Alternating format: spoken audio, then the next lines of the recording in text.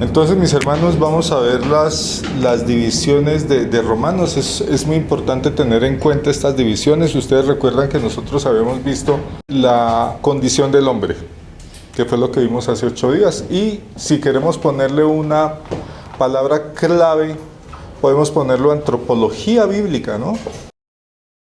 Después ya viene el tema en sí, que es el tema de la justificación, que es el centro de todo esto. Es el centro de Romanos, pero es el centro de la doctrina de la salvación y es el centro de toda la Biblia. Toda la Biblia se apoya en Romanos capítulos 4 y 5. Después viene la santificación, que va entre los capítulos 6 al 8. Y ahora vamos a mirar unos contrastes entre justificación y santificación, porque puede ocurrir dos fenómenos.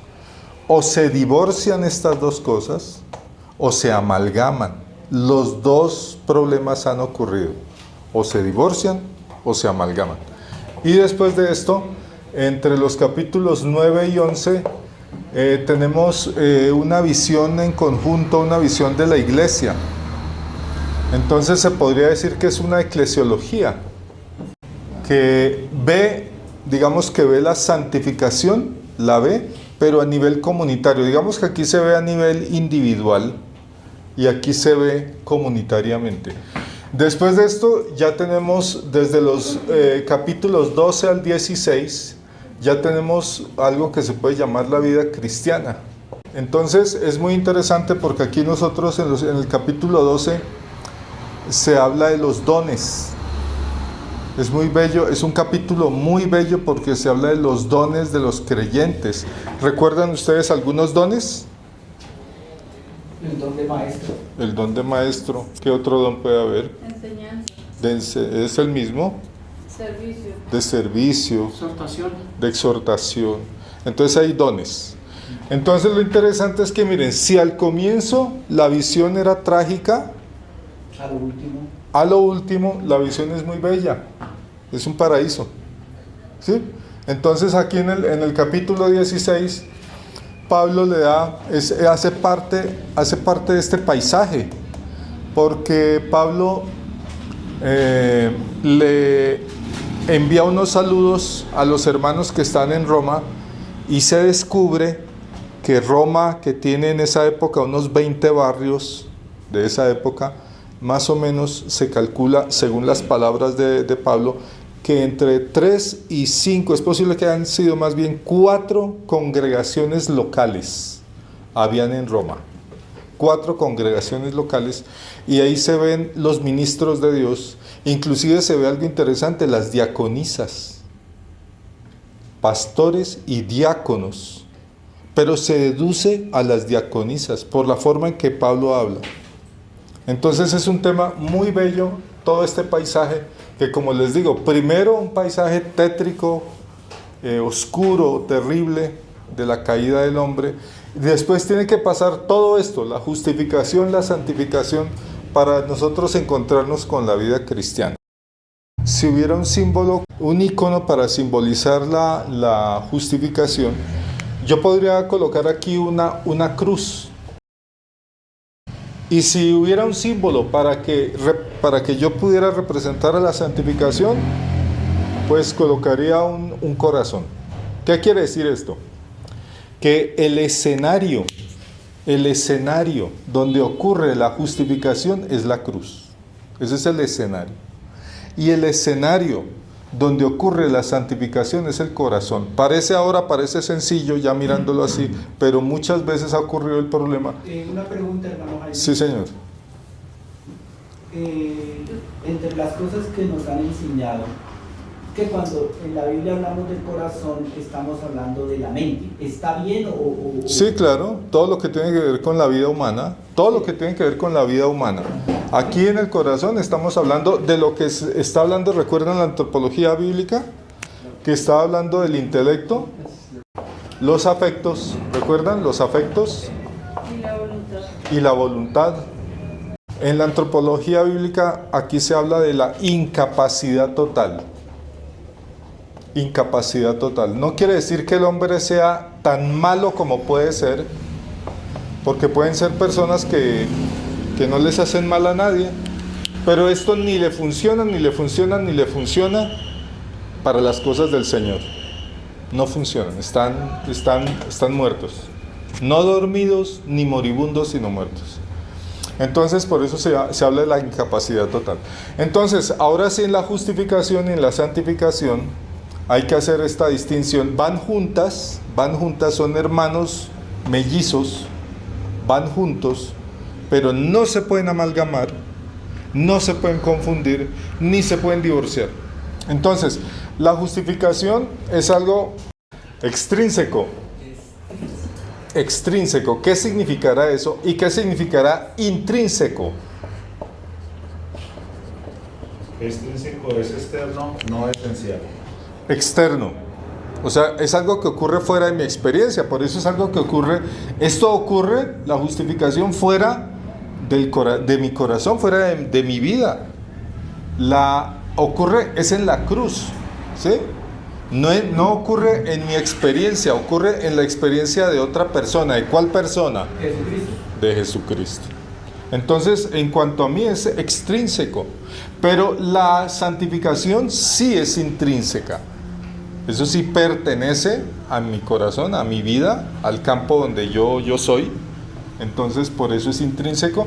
Y también por eso decimos que la justificación es objetiva, mientras que la santificación es subjetiva. Y perdonen que haya tanta palabra técnica,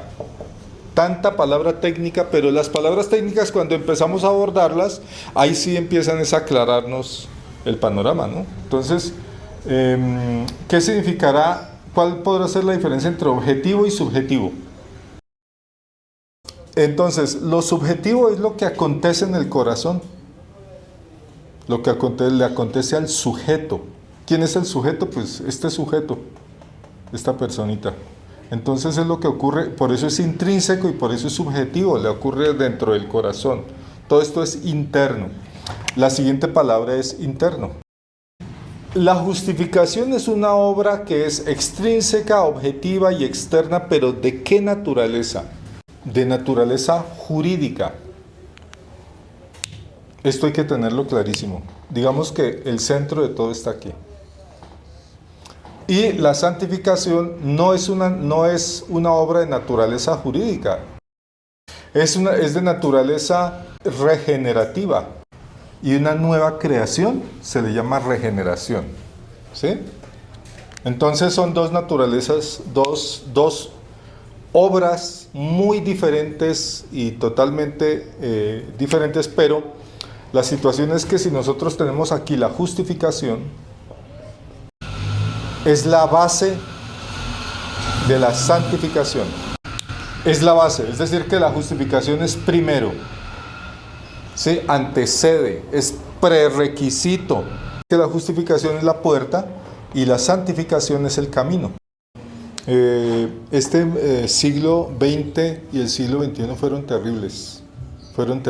Al siglo XX lo llaman el siglo del diablo, con 2 guerras mundiales, con otras guerras que han completado una cantidad de millones de muertos que nunca en la historia se había visto, y problemas, el siglo del diablo. Y en las iglesias como que algo ocurrió, como una decadencia, porque estas cosas eran del dominio de todos los cristianos.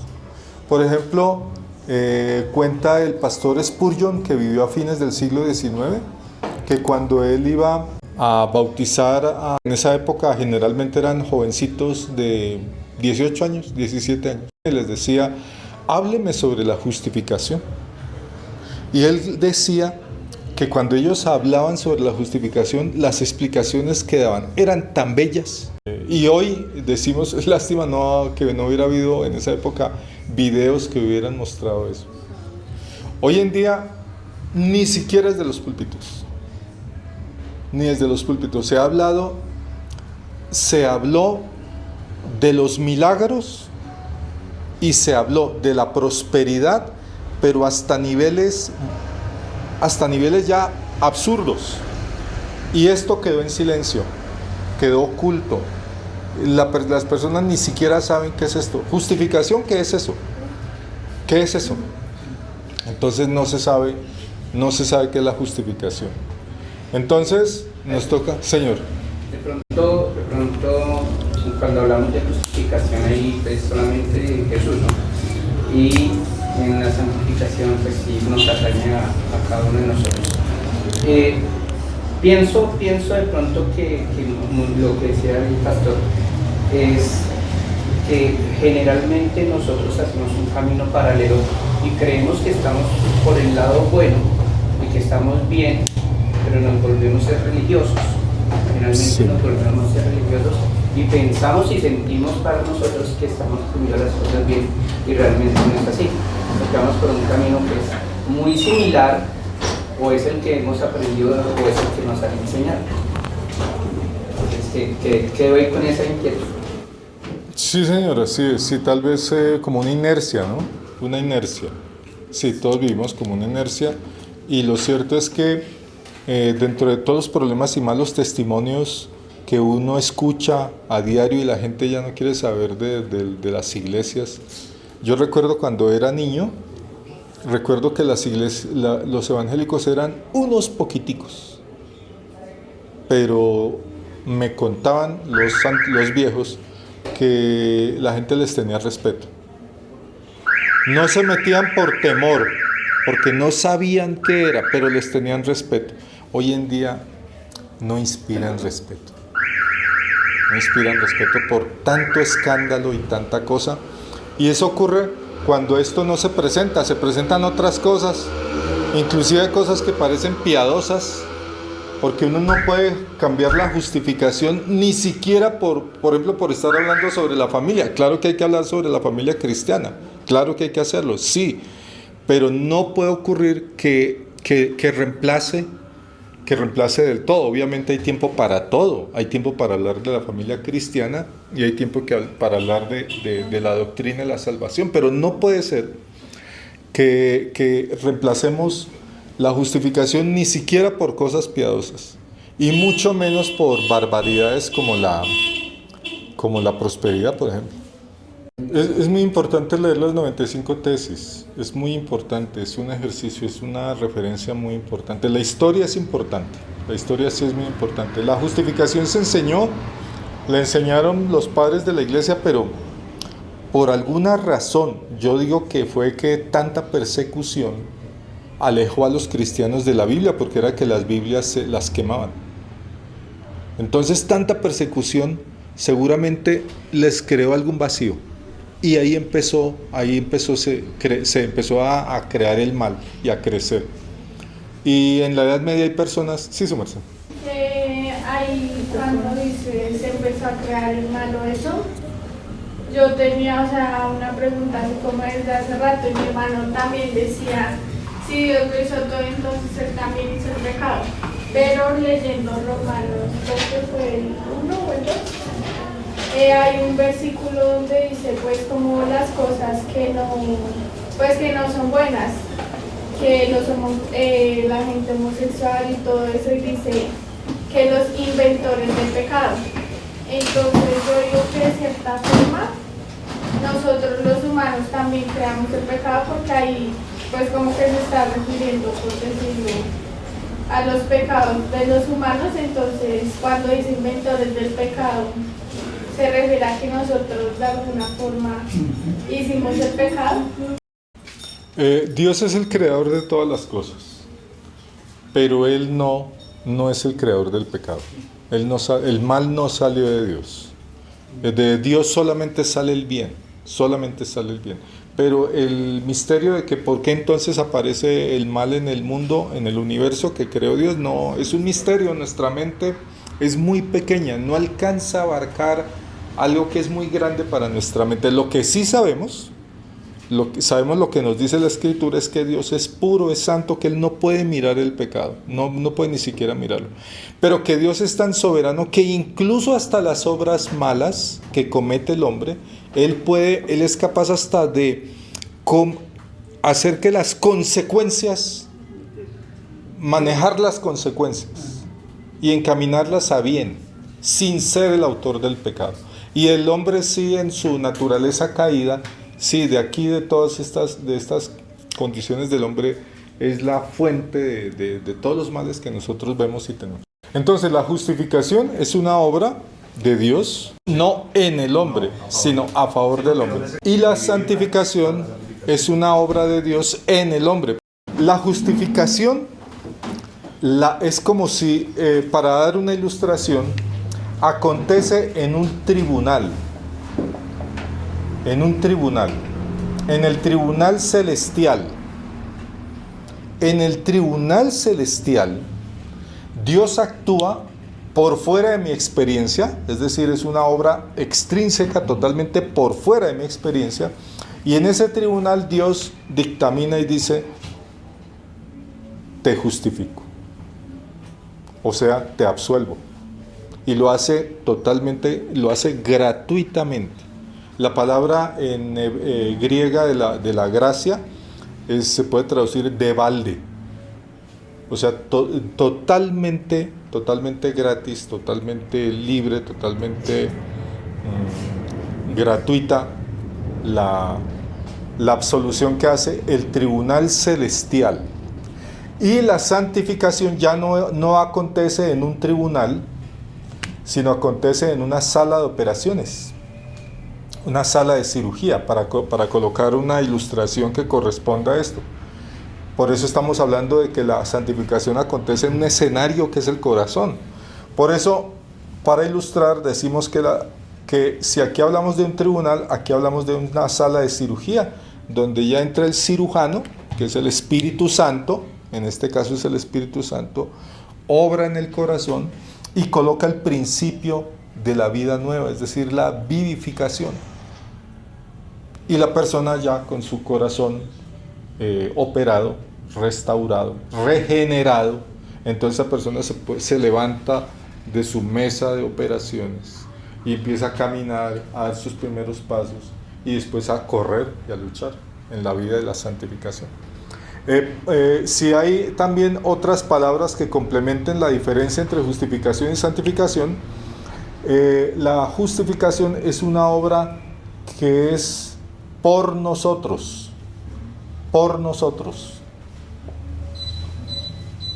y la santificación es una obra que acontece en nosotros. Entonces aquí ya tenemos claridad total. Por eso decimos, si es en nosotros, estamos volviendo a resaltar que es una obra interna, es una obra subjetiva, es una obra intrínseca que tiene como escenario el corazón. Y si decimos que la justificación es una obra a favor de nosotros o por nosotros, estamos diciendo que es una obra externa, donde yo no tengo nada que ver ahí con mi justificación, es una obra objetiva y extrínseca. Decimos que la justificación es de naturaleza jurídica, porque es Dios como un juez el que declara la absolución. Pero en la santificación decimos que no es de naturaleza jurídica, sino que es de naturaleza regenerativa, que se ilustra como lo que ocurre en una sala de operaciones. ¿Sí? Si no tengo la justificación, esto no puede pasar. Si no tengo la absolución, no tengo la regeneración, ni la santificación. ¿Sí? Entonces hay que tener hay que ver hay que discernir la gran diferencia que hay entre las dos, pero las dos van juntas, no se pueden separar. Entonces vuelvo e insisto, no se pueden amalgamar, no se pueden confundir, pero tampoco se pueden divorciar. Los dos fenómenos han ocurrido y ocurre muy frecuentemente y actualmente ocurre, en este momento ocurre, de personas que enseñan desde el púlpito que una persona puede ser justificada, pero que puede vivir en esta vida con escasas responsabilidades cristianas. Y eso lo contaba el pastor Paul Washer. Les recomiendo que vean los videos del pastor Paul Washer, que él supo de un pastor que llegó a un funeral de un muchacho que había sido, creo que nació de una familia cristiana, pero él se volvió se volvió un muchacho mundano, pandillero y murió en su ley. Y ese pastor supo de la muerte y estaba en el funeral, y entonces le dijo a toda la muchachada de muchachos que andaban con los pelos parados y con cosas como locos, y entonces les dijo: tranquilos, que él una vez, este muchacho que murió, una vez hizo la oración de fe, aceptó a Cristo y él está en el cielo. Y les dio tranquilidad a todos. Y Paul Washer dice, pues prácticamente es ayudando a que todos se vayan al infierno. Eso es lo que está ocurriendo. Y es muy normal que eso ocurra. Cuando se divorcia la justificación de la santificación, el Señor Jesucristo dijo lo contrario. El Señor Jesucristo se encontró con el árbol que no tenía frutos, y eso es para ilustrar nuestra vida espiritual. Parecía santificado. Se encontró con el árbol que no tenía frutos y dijo: ese árbol no tiene frutos. Ese árbol, por favor, ese árbol lo voy a maldecir. Y se secó el árbol. Ah, sí, nadie coma esto. Sí, se secó el árbol. No tiene frutos. Entonces ese árbol pues lo echó fuera. Y nos advirtió: los árboles que no dan frutos, va a venir el Señor, el Dios juez, esta vez viene ya con un hacha y los corta a todos y los coge de leña y los echa en el fuego. Eso es lo que dice la palabra del Señor. Comentarios, preguntas.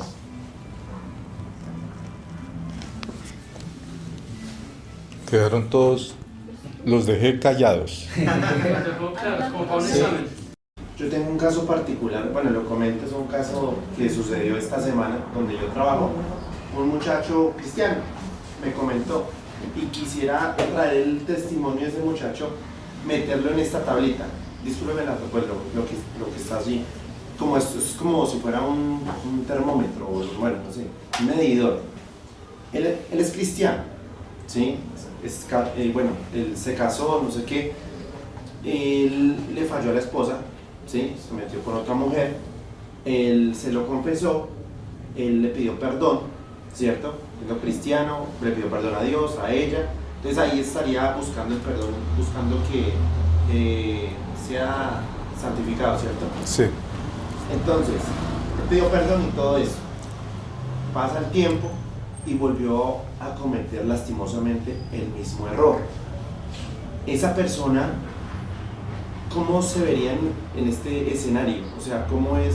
Si es cristiano, o sea, él se arrepiente, él dice: no, esto no es, pero lastimosamente lo volvió a fallar. Pues el Señor Jesucristo lo que nos muestra es de que los frutos son los que dan testimonio. Entonces, si hay malos frutos en la vida, probablemente ni siquiera ese señor que cometió los actos, ni siquiera nosotros sabemos, nadie sabe, ni siquiera él mismo sabe si él es cristiano. Los frutos están mostrando que no. Puede ocurrir que él esté pasando por un valle de sombras muy oscuro, muy terrible, pero los frutos dicen que no. O sea, es mejor dudar. Es mejor, en este caso es mejor experiencia, o es mejor, es medicinal decir: no soy cristiano. Y yo más bien busco que Dios me perdone y me arrepiento de mis pecados verdaderamente. Más bien estoy pendiente de eso. Porque si me atengo a que no, tranquilo, yo soy cristiano, de pronto se atuvo a eso y se condenó. Sí, pastor. Creo yo personalmente que ese tipo de evangelio es el que se está viviendo hoy en muchas iglesias y en muchos creyentes que dicen que son creyentes, que son cristianos, pero realmente, pues, como Marcelo decía, como dice la palabra, por los frutos realmente los conoceréis. Sí, señor. Yo considero que de repente esa persona no ha pasado por la sala de cirugía que su merced pone ahí.